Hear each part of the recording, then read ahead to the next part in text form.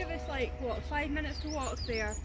I think that I'm an individual who is really dedicated to my own personal self-growth and cultivating human connections with other people. But on top of that, trying to pass on the lessons and the mantras that I have come up with to other women in my life.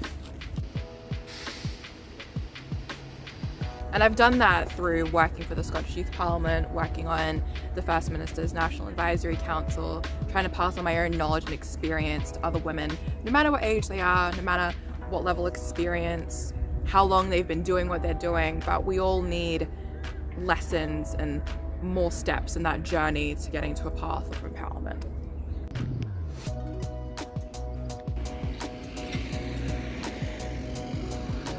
I think I bring a lot of different perspectives to the table. I come from a really intersectional background. I have gay parents, I am mixed race, I have a disability, I am a woman, I'm a woman of color.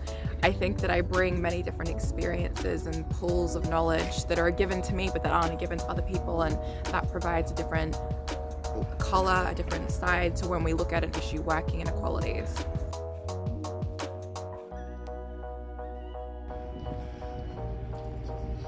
I think that anytime we're talking about women's issues, whether it's in a political sense or generally, it's so important to be looking at it through an intersectional lens.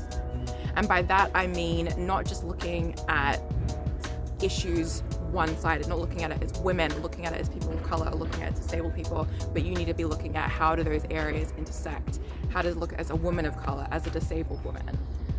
Because otherwise, without that, you're erasing effectively so many different experiences and so many different facets of someone's life. And I think that's what's so important, that if you're getting to know someone, understanding how all those different parts of them intersect.